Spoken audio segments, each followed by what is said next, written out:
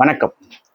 இந்த பதில் நம்ம பார்க்க பொறுத்து நான் இந்தியா வந்து 2020 வேர்ல்ட் கப் 2026 வின் பண்ணது.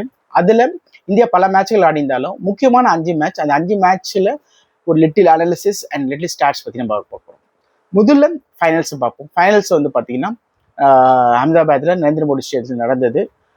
அந்த ஸ்டேடியத்துலேயும் அந்த நாளையும் ரொம்ப முக்கியமான விஷயம் என்னன்னா, it was against all outs. அதாவது நமக்கு எதிராக எல்லாமே எதிராக தான் இருந்தது. நம்ம நியூசிலாந்து கிட்ட வரைக்கும் 3 வாட்டி ஆடி இருக்கோம் 2020 வேர்ல்டு கப்ல. அந்த 3 வாட்டி நம்ம தோத்துருக்கோம். ஸோ அது ஒன்று. ரெண்டாவது, நம்ம சண்டேஸ்ல எந்த பெரிய டோர்னமெண்ட் ஐசிசி டோர்னமெண்ட் ஜெயிச்சதே கிடையாது.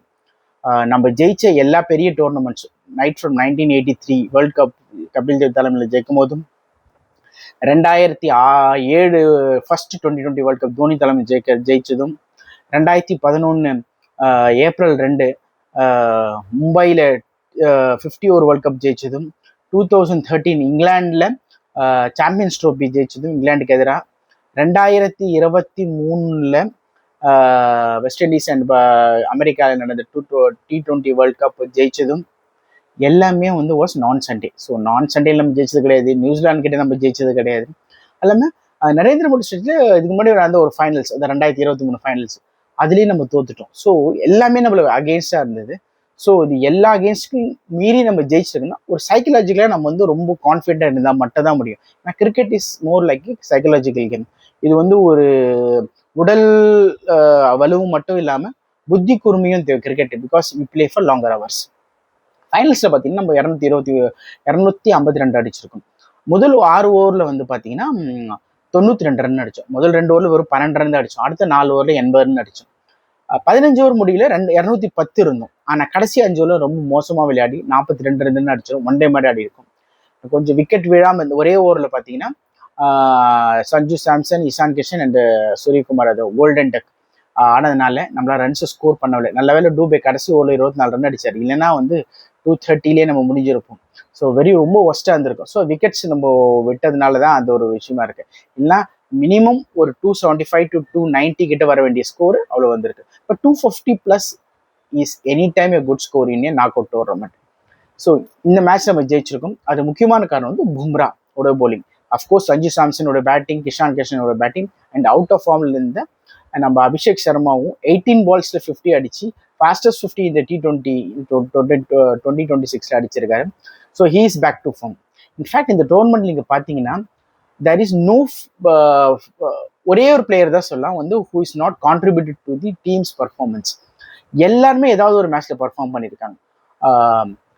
அபிஷேக் சர்மா கூட ஃபைனல்ல பர்ஃபார்ம் பண்ணியிருக்காரு. சூரியகுமார் யாதவ் கூட first match against USA America ஆடி ஒரு 84 ரன் அடிச்சார் க்ரூஷியல் டைம்ல, நான் நிறைய விக்கெட்ஸ் போகும்போது. ஸோ அவுட் ஆஃப் ஃபார்ம்ல இருந்த அபிஷேக் சர்மா, சூரியகுமார் கூட ஏதாவது ஒரு மேட்ச் அடிக்கும். ஒன்லி ஒன் பேப்பர் வெரி கிரிட்டிக்கலாக ஒரு பிளேயர் நல்லா ஆடலை அப்படின்னு சொல்லணும்னா அது வந்து பார்த்தீங்கன்னா வருண் சக்கரவர்த்தி தான் ரொம்ப நல்லா பர்ஃபார்ம் பண்ணல. வருண் சக்கரவர்த்தி, ரிங்கு சிங், நம்ம வாஷிங்டன் சுந்தர், ஸோ இவங்களாம் நல்லா அவங்க தான் சொல்லலாம். மற்றபடி 11 out of 10 players somewhere down the line, somewhere ஏதாவது முக்கியமான மேட்ச்ல நல்லா பர்ஃபார்ம். அக்சர் பட்டேல் கூட ரொம்ப நல்லா பர்ஃபார்ம் பண்ணியிருக்காரு. Maybe not with the bat, with the bowl and with is fielding. இங்கிலாந்துக்கு எதாவது 2 முக்கியமான கேட்ச் பிடிச்சாரு, அவுட் ஸ்டாண்டிங் கேட்ச். அது 2 கேட்ச் பிடிக்கலாம் நம்ம மேட்ச் ரொம்ப டைட்டாக பார்த்து 7 runs ஜெயிக்கிறது ரொம்ப கஷ்டப்பட்டிருக்கும். ஸோ ஃபைனல்ஸ் நம்ம ஜெயிச்சிருக்கோம். புர்மாவுடைய ஃபேண்டாஸ்டிக் போலிங், ஒரு 2020 4 for 15 வந்து இதோட பெஸ்ட் எதுவுமே கேட்கவே முடியாது. So well deserved the man of the match. அதுக்கு முன்னாடி பார்த்தீங்கன்னா மார்ச் 5 வந்து செமிஃபைனல் நடந்துச்சு மும்பையில் அகேன்ஸ்ட் இங்கிலாந்து. அதுலேயும் 250+ ஸ்கோர் பண்ணும். ஆல்மோஸ்ட் டைட் மேட்சாக போச்சு. இன்ஃபேக்ட் லாஸ்ட் ஓவர் 30 ரன் தேவைப்படுது. ஐ திங்க் டூபே வந்து ஒரு நல்ல ஒரு batsman, fantastic hitter, but worst fielder and very very normal bowler. ஒரு 30 ரன் டிஃபெண்ட் பண்ண முடியல, அவர் எப்படி போலர்? நானே கூட ஓவர் போட்டுருந்தேன். மிஞ்சி போனால் 30 ரன், ஒரு 6க்கு ஒரு பால் நல்லா போட்டால் போதுமே, 5 பால் கண்டெயின் பண்ணலாம். ஸோ அப்படி இருக்கும்போது தட் இஸ் டூபே வந்து has to improve in is fielding. Worst fielder எப்படின்னா நம்ம கங்குலி மாதிரின்னு சொல்லலாம் அவர். அண்ட் போலிங்கும் கொஞ்சம் இம்ப்ரூவ் பண்ணும். For that he has to be physically fit. So மும்பையில் நடந்த மேட்ச்லையும் இந்த 2 மேட்ச்ல ஒரு ஒற்றுமை இருக்குன்னா அது 2 நாக் அவுட் முக்கியமான மேட்ச், ஒரு டோர்னமெண்ட்ல செமிஃபைனல் ஃபைனல் தான் மேட்ச். அந்த 2 மேட்ச்லையுமே 250+ ஸ்கோர் பண்ணியிருக்கும். இதோட India is the only team in the world in 2020 250 மேல ரன்ஸ் 7 முறை அடிச்சிருக்காங்க. அது மட்டும் இல்லாமல் India is the only team that has scored more than 300 runs, uh, more than 100 times in a one day. அதாவது one டேல வந்து 300 வந்து 100 வாட்டிக்கு மேலே அடிச்சிருக்கும். இன்ஃபேக்ட் 1997 96 ஷார்ஜால் நடந்த பாகிஸ்தான் கெதரில் ஒரு மேட்ச்ல வந்து பார்த்தீங்கன்னா அப்போதான் India was the last test playing nation to score 300 runs 96. அதுக்கு முன்னாடி எல்லாருமே 300 அடிச்சிருக்காங்க. ஆனால் இந்தியா தான் லாஸ்ட் அடிச்சது. But now India holds the record for that. So finals நம்ம ஜெயிச்சிருக்கோம். செமிஃபைனல்ஸ்லையும் வந்து பார்த்தீங்கன்னா Sanju Samson super batting, again a consistency. Not only that, against West Indies that was the ஒரு நாக் அவுட் செமிஃபைனல்னு சொல்லலாம். Because once you lose that you will be out. இடங்கால இந்த வெஸ்ட் இண்டீஸ்க்கு எதிராக நடந்த மேட்ச் மார்ச் 1 நடந்த மேட்ச்ல பார்த்தீங்கன்னா எடன் கார்டன்ஸ்ல West Indies posted very good score 194 கொடுத்தாங்க. அது அழகாக நம்ம 195 சேஸ் பண்ணோம். சஞ்சு சாம்சன் 97 அடிச்சாரு. In fact 97 very important numbers. Gautam Gambhir பார்த்தீங்கன்னா வேர்ல்ட் கப் 2011 வந்து 97 தான் அடிச்சார். ஸோ இந்த 97 is equal to a match winning 100 மாதிரி அது. ஸோ அந்த virtual quarter final, semifinal and final மூணுத்துலேயுமே ஒரு பிரில்லியன்ட் பர்ஃபார்மன்ஸ் கொடுத்து எங்கேயுமே இல்லாத ஒரு ஆள் become a man of the match. இதுதான் சொல்றது. வாழ்க்கையில் வந்து எப்போ என்ன எங்கே நடக்கும் யாருக்குமே தெரியும், எது வேணாலும் நடக்கும். இதை வந்து வெஸ்ட் இண்டீஸ் மேட்ச்க்கு முன்னாடியோ ஒரு சவுத் ஆஃப்ரிக்கா மேட்ச் தோத்த வரைக்கும் சஞ்சு சாம்சன் தான் வேர்ல்ட் கப் ஜெயிச்சு கொடுப்பாருன்னு சொன்னால் எல்லாரும் சிரிச்சிருப்பாங்க இல்லையா. ஸோ வெஸ்ட் இண்டீஸ் கிட்ட நல்லா பர்ஃபார்ம் பண்ணோம், இங்கிலாந்து கிட்ட நல்லா பர்ஃபார்ம் பண்ணோம், அண்டு ஃபைனல்ஸ் நல்லா பர்ஃபார்ம் பண்ணோம். அதுக்கு முன்னாடி 2 முக்கியமான மேட்ச் வந்து அஃப்கோர்ஸ் பாகிஸ்தான் கூட நடந்த February 17 இந்த பாகிஸ்தான் கூட நடந்த கொலம்போவில் நடந்த ஒரு மேட்ச். நான் ஃபர்ஸ்ட் பேட்டிங் பண்ணி 175 ரன்ஸ் அடித்தோம். வெரி கொலம்போவில் வந்து அங்கே ஃபுல் ஸ்பின்னிங் ட்ராக்னால் அங்கே நம்ம ஊர் மாதிரி 200+ பேட்டிங் பிச் இல்லை. 174 ரன் அடித்தோம். 114க்கு பண்டல் அவுட் பண்ணிட்டோம் பாகிஸ்தான். இன்ஃபேக்ட் பாகிஸ்தான் கூட பாடுறது வந்து நம்ம வந்து நம்மளோட ஏ டீம் அனுப்பாமல் நம்மளோட பி டீமோ எமர்ஜிங் பிளேயர்ஸ் அமைச்சா அவங்களுக்கு ஒரு நல்ல எக்ஸ்போஷர் கிடைக்கும். Because instead of giving opportunity ஒரு எஸ்டாப்ளிஷ் பிளேயர்ஸ் இவங்களுக்கு கொடுத்து ஒரு நல்ல ஆப்பர்ச்சுனிட்டி கிடைக்கணும்னு நான் நம்புகிறேன். பாகிஸ்தான் கூட இப்போ நடக்கிறது பார்த்தீங்கன்னா ஒரு ஒரு ஸ்டேட் லெவல் பிளேயருக்கும் ஒரு ஸ்கூல் போகிற பையனுக்கும் நடக்கிற மேட்ச் மாதிரி இருக்கு. There is no competition, there is no interest. எனக்கு தெரிஞ்சு இந்த ஒரு 15 வருஷத்துல ஒரு 2011 அப்புறம் அந்த 2017 நம்ம சாம்பியன்ஸ் ட்ரோஃபி இங்கிலாண்டில் ஃபைனலில் தோற்றோம். அதே மாதிரி ஃபைனலில் தோற்றோம். அது தவிர பார்த்தீங்கன்னா we one them everywhere.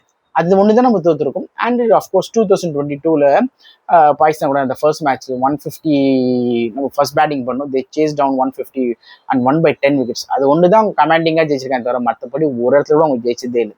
So 1:10 நம்ம இருக்கோம். So Pakistan is a no match for us, both cricket wise, economy wise, military wise.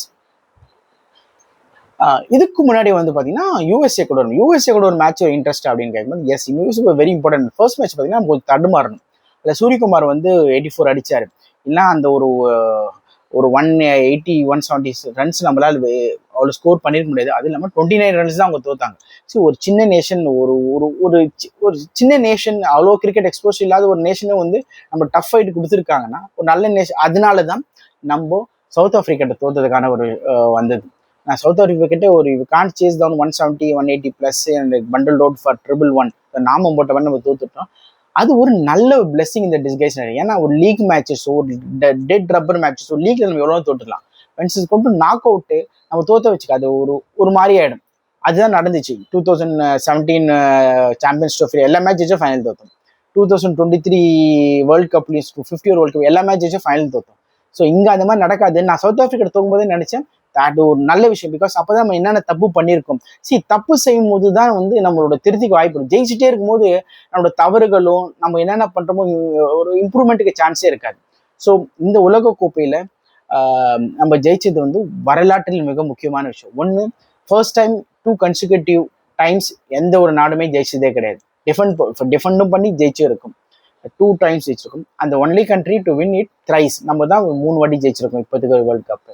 So இது ரெண்டுமே இந்திய கிரிக்கெட்டுக்கு மட்டும் இல்லை, இந்த பார்க்குற எல்லா ரசிகர்களும் எல்லாருக்குமே வந்து ஒரு நல்ல நாளாக அமைஞ்சது, ஒரு நல்ல வீக்கெண்டாக அமைஞ்சது. இது எல்லாத்துக்கும் மேலே முக்கியமானது வந்து பார்த்தீங்கன்னா கௌதம் கம்பீருடைய கோச்சிங். நிறைய பேர் அவர் வந்து நம்ம வந்து நிறைய பேர் அவரை வந்து அவர் தப்பு பண்ணியிருக்கேன். Of course he had done lot of wrong things.